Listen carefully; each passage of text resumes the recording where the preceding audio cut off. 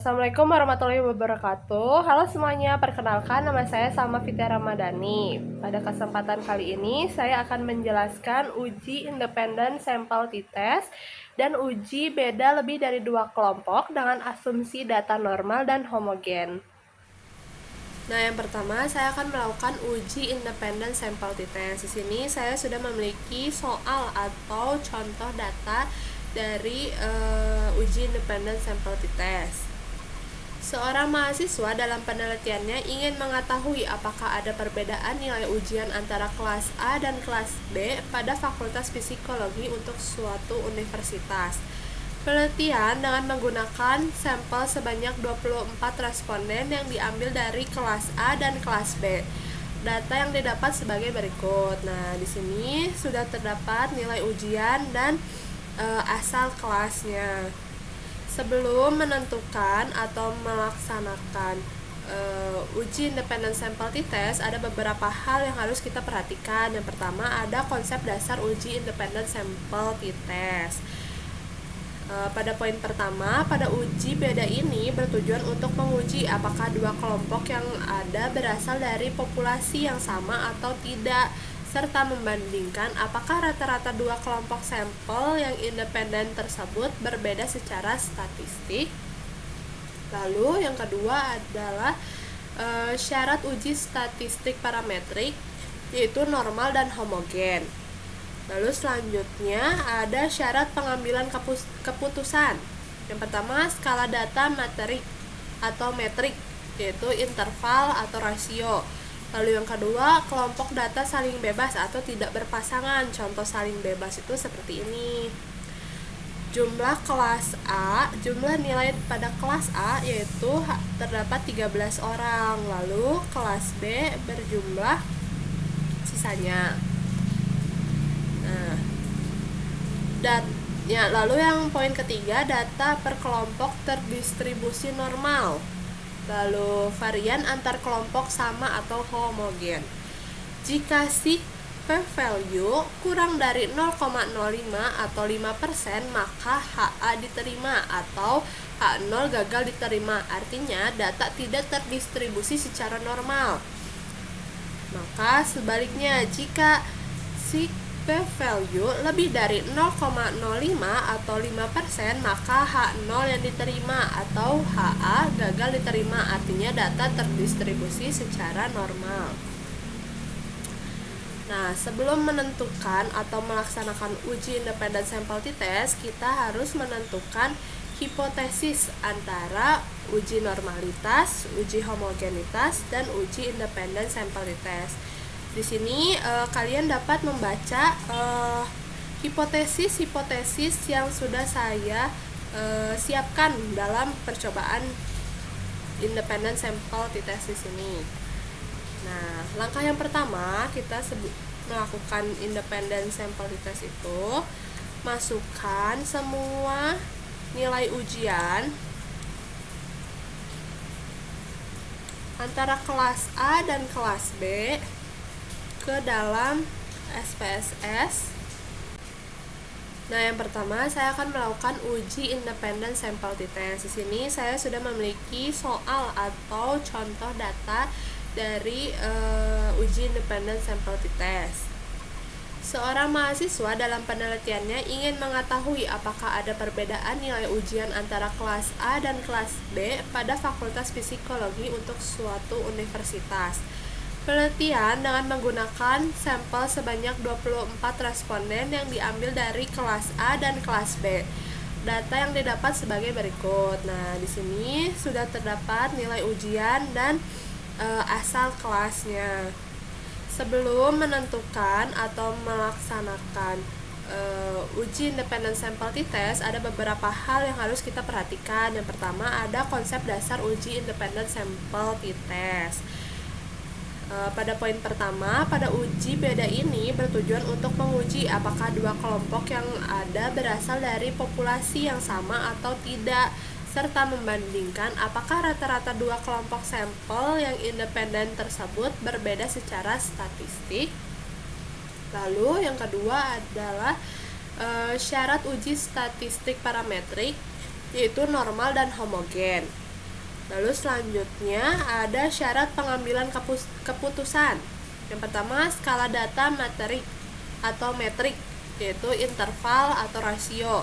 Lalu yang kedua, kelompok data saling bebas atau tidak berpasangan. Contoh saling bebas itu seperti ini.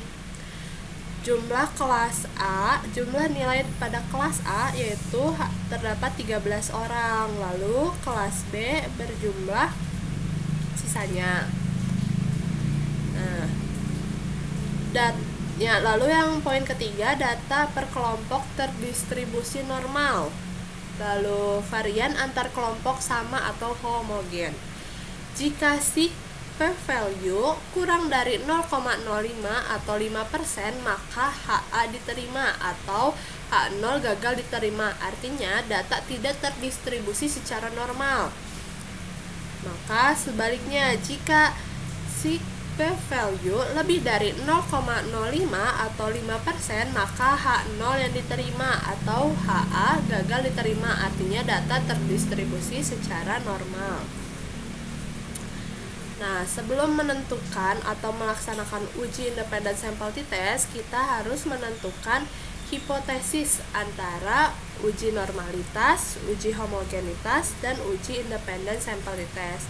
Di sini kalian dapat membaca hipotesis-hipotesis yang sudah saya siapkan dalam percobaan independen sampel t-test di sini.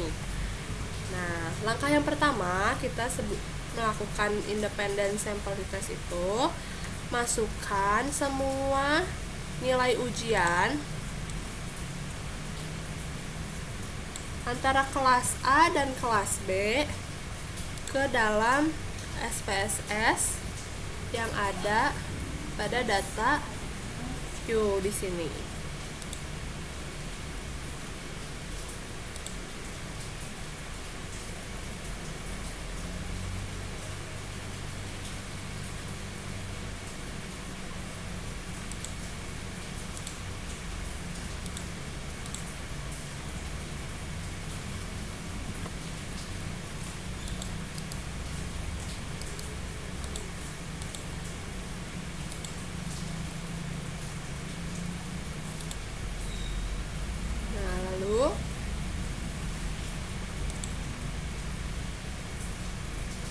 Dari poin A, maksud saya kelas A, kita beri angka 1.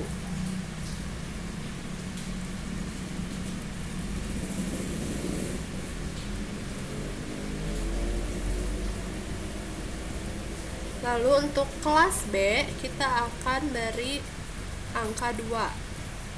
Hal tersebut untuk membedakan mana kelompok A dan kelompok B. Nah, lalu kita pilih variabel view, kita ubah pada bagian name. Pada variabel pertama kita ubah namanya menjadi nilai. Lalu pada variabel kedua kita ubah menjadi kelompok. Pada desimal kita ubah jadi 0 karena di sini kita tidak memerlukan desimal. Pada nilai label kita beri hasil ujian.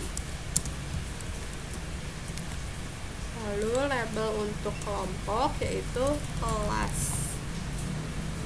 Lalu pada value untuk kelas kita ubah menjadi 1 untuk kelas A, lalu 2 untuk kelas B. Sudah? Nah, oke. Lalu kita akan mengubah measure-nya menjadi untuk nilai menjadi scale, untuk kelas menjadi nominal. Nah, kita pilih ke data view lagi kembali. Nah, lalu ke analyze, descriptive statistic, explore. Kita masukkan hasil ujian atau nilai ke dependent list, lalu kelas ke factor list, lalu ke plots. Kita centang bagian normalitas plot with test. Continue, lalu oke. Kita tunggu. Nah, di sini berikut merupakan hasil dari uji tes normality. Kita cari di kolom test of normality. Kita lihat pada kolom C pada untuk kelas A sebesar 0,414, lalu kelas B 0,321. Hal tersebut pada output test of normality terlihat bahwa nilai sig p-value lebih dari 0,05, yang berarti H0 diterima, yaitu artinya data terdistribusi secara normal. Lalu selanjutnya kita akan melakukan uji independent sample t-test dengan cara analyze, compare means, independent sample t-test. Kita masukkan hasil ujian ke tes variabel, lalu kelompok, ke grouping variabel. Kita pilih define group. Grup 1 kita isi 1, grup 2 kita ketik 2. Continue. Lalu oke. Nah, kita tunggu hasilnya.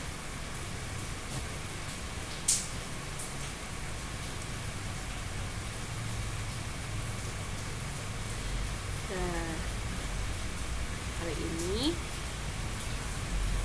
kita lihat pada grup statistik, rata-rata dari kelas A nilai hasil ujian kelas A sebesar 57,38, lalu kelas B sebesar 57,36. Standar deviasi untuk kelas A sebesar segini, lalu standar error minus segini. Lalu kita lihat pada tingkat signifikan dari Levenes test of for equality of variance sebesar 0,721, yang dimana lebih dari 0,05, maka H0 diterima atau varians kedua grup tidak ada perbedaan atau sama.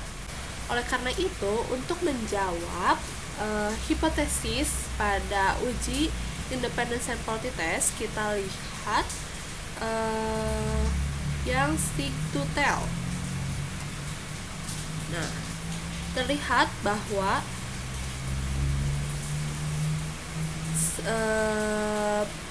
p-value lebih dari 0,05, yaitu sebesar 0,995.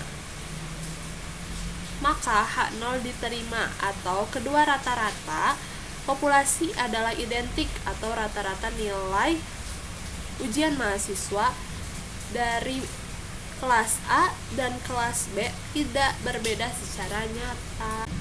Nah, lalu uji yang kedua, kita melakukan uji beda lebih dari 2 kelompok dengan asumsi data normal dan homogen.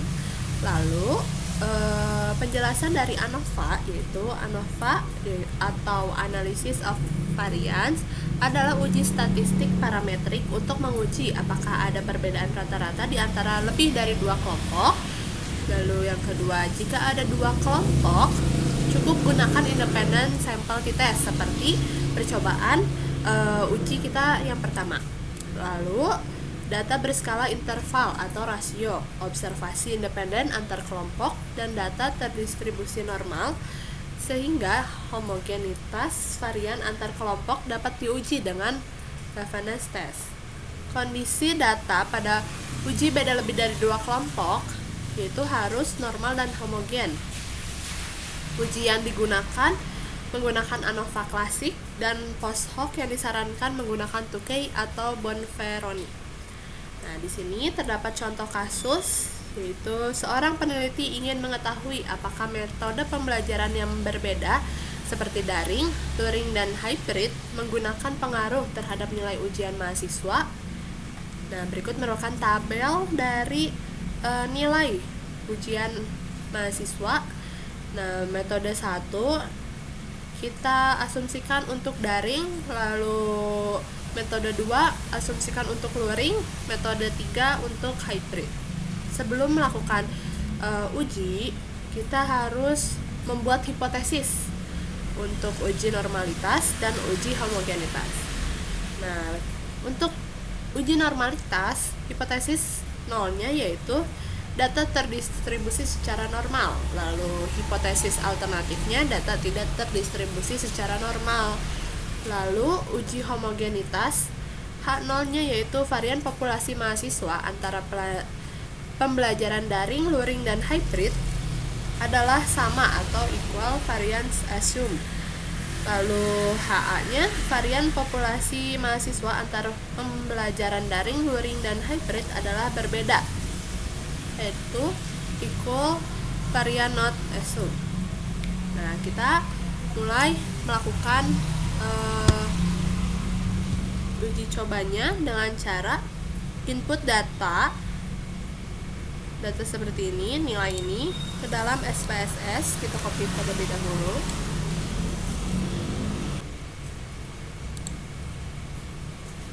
Nah, kita lanjut.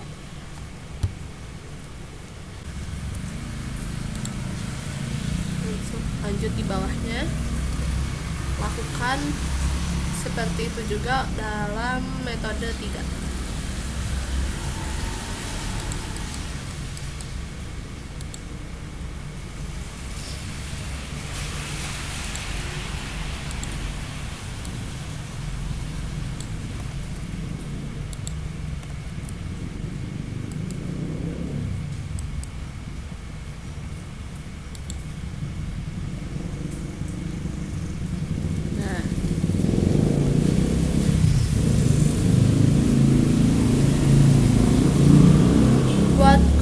Lainnya memberi kode 1 untuk kelompok pertama, dalam hal ini metode daring.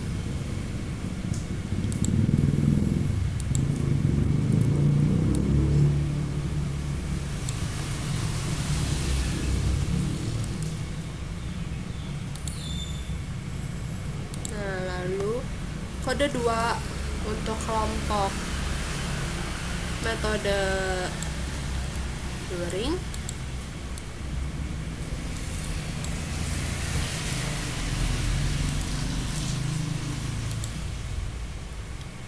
Lalu kode 3 untuk hybrid.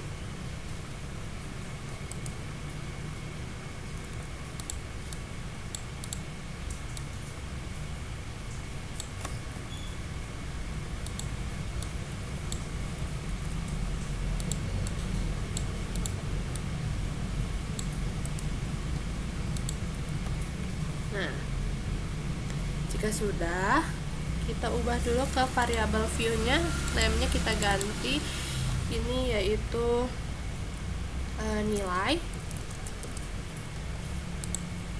Lalu yang kedua metode, desimalnya kita ubah menjadi 0.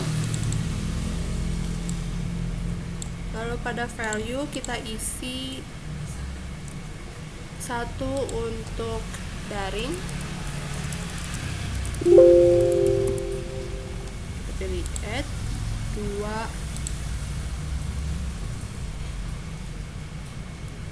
untuk luring, 3 untuk hybrid. Nah, oke. Kita ubah. Untuk measure-nya kita yang pertama scale, yang kedua nominal. Nah, sudah. Lalu kita ke data view. Sebelumnya kita harus mencari uji normalitas terlebih dahulu. Kita ke analyze, descriptive static, terus explore. Nilai kita masukkan ke dependent list, lalu metode kita masukkan ke factor list, lalu kita ke pilih close, lalu normalitas di sini kita centang, continue, lalu oke. Nah, lalu uji yang kedua, kita melakukan uji beda lebih dari dua kelompok dengan asumsi data normal dan homogen. Lalu penjelasan dari ANOVA, yaitu ANOVA atau Analysis of Variance, adalah uji statistik parametrik untuk menguji apakah ada perbedaan rata-rata di antara lebih dari dua kelompok. Lalu yang kedua, jika ada dua kelompok, cukup gunakan independent sample t-test seperti percobaan uji kita yang pertama. Lalu data berskala interval atau rasio, observasi independen antar kelompok, dan data terdistribusi normal sehingga homogenitas varian antar kelompok dapat diuji dengan reference test. Kondisi data pada uji beda lebih dari dua kelompok yaitu harus normal dan homogen. Uji yang digunakan menggunakan ANOVA klasik dan post hoc yang disarankan menggunakan Tukey atau Bonferroni. Nah, di sini terdapat contoh kasus, yaitu seorang peneliti ingin mengetahui apakah metode pembelajaran yang berbeda seperti daring, luring, dan hybrid menggunakan pengaruh terhadap nilai ujian mahasiswa. Nah, berikut merupakan tabel dari nilai ujian mahasiswa. Nah, metode 1 kita asumsikan untuk daring, lalu metode 2 asumsikan untuk luring, metode 3 untuk hybrid. Sebelum melakukan uji, kita harus membuat hipotesis untuk uji normalitas dan uji homogenitas. Nah, untuk uji normalitas, hipotesis nolnya yaitu data terdistribusi secara normal. Lalu hipotesis alternatifnya data tidak terdistribusi secara normal.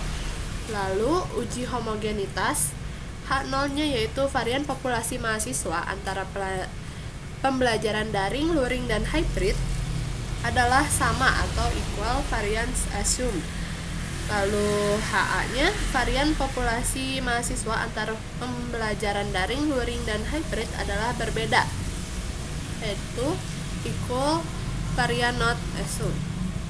Nah, kita mulai melakukan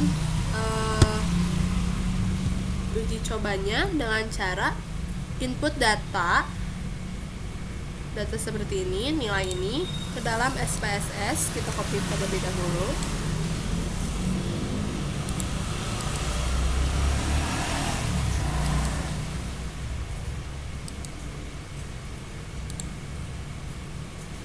Nah, kita lanjut.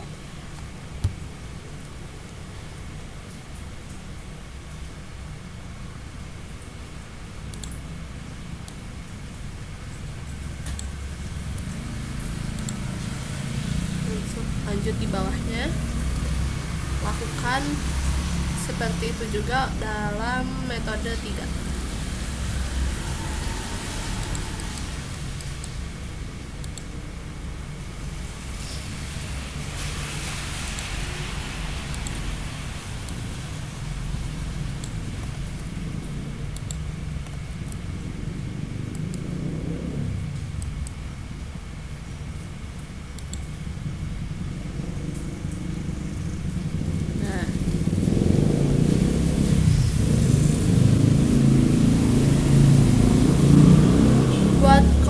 Lainnya memberi kode 1 untuk kelompok pertama, dalam hal ini metode daring.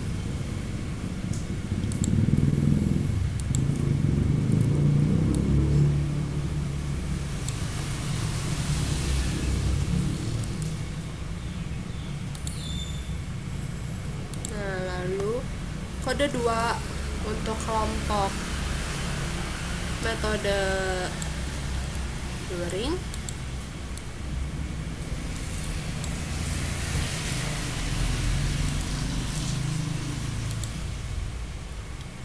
Lalu kode 3 untuk hybrid.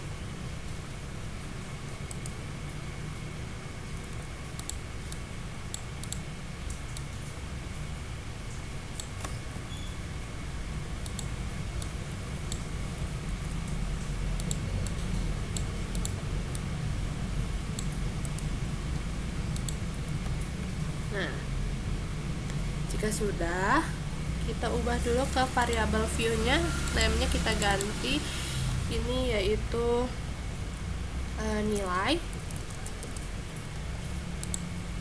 Lalu yang kedua metode, desimalnya kita ubah menjadi 0. Lalu pada value kita isi 1 untuk daring, kita pilih add, 2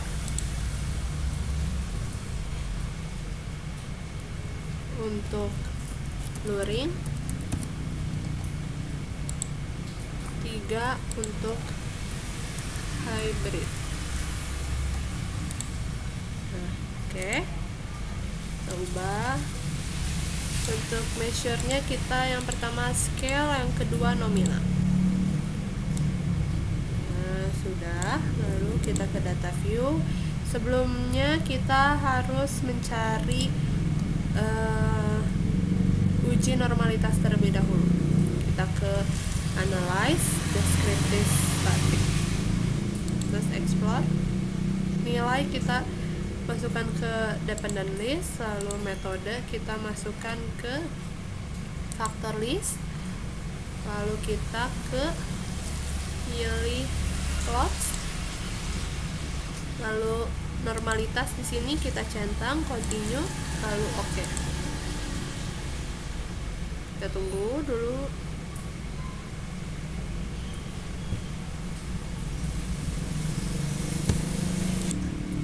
Berikut merupakan hasil dari uji normalitas. Nah, kita lihat pada kolom test of normality. Pada output test of normality terlihat bahwa nilai C p-value seluruh kelompok dari Kolmogorov, Smirnov, dan Shapirov lebih dari 0,05, yang berarti H0 diterima, artinya data terdistribusi secara normal. Nah, daring sebesar 0,988, luring sebesar 0,953, lalu hybrid sebesar 0,813. Nah, selanjutnya kita menguji homogenitas. Nah, kita balik lagi. Lalu kita caranya ke analyze, compare means, kita pilih yang one way ANOVA, lalu nilai dimasukkan ke dependent list, lalu metode dimasukkan ke faktor.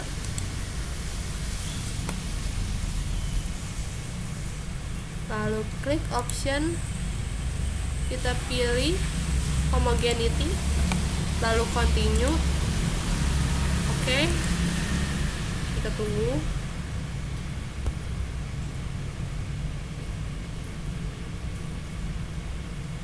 Nah, terlihat bahwa tingkat signifikan Levene test sebesar 0,861 atau lebih dari p-value, maka H0 diterima atau varian kedua grup sama. Kita kembali lagi, lalu kita ke analyze,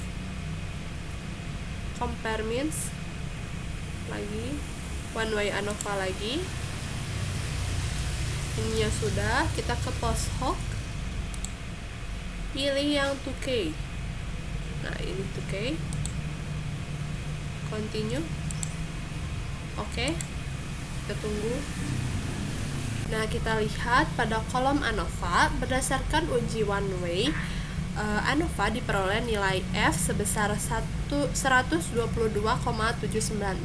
dan SIG kurang dari 0,01.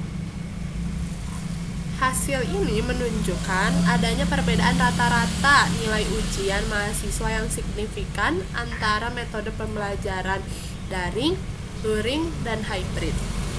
Karena hasil ANOVA signifikan, maka dilanjutkan dengan uji post hoc untuk mengetahui kelompok mana yang memiliki perbedaannya. Nah, kita lihat tabel pada multiple comparison dan nilai. Rata-rata nilai mahasiswa dengan metode luring jauh lebih rendah dibandingkan daring maupun hybrid. Lalu, rata-rata nilai mahasiswa dengan metode hybrid lebih tinggi dibandingkan daring dan luring. Semua pasangan kelompok menunjukkan perbedaan signifikan, yaitu kurang dari 0,05. Nah, hasil uji post hoc 2K menunjukkan bahwa terdapat perbedaan signifikan antara ketiga metode pembelajaran. Mahasiswa yang belajar dengan metode luring memperoleh nilai lebih rendah dibandingkan dengan metode diskusi maupun hybrid. Sementara itu, metode hybrid menghasilkan rata-rata nilai tertinggi dan berbeda signifikan dengan metode diskusi maupun luring. Dengan demikian, dapat disimpulkan bahwa metode pembelajaran berpengaruh terhadap pencapaian nilai, di mana hybrid terbukti lebih efektif dibandingkan metode lainnya. Sekian tutorial yang dapat saya berikan. Mohon maaf apabila ada salah kata atau kurang dalam penyampaian. Wassalamualaikum warahmatullahi wabarakatuh. Terima kasih Bapak. Udah ya Pak 100.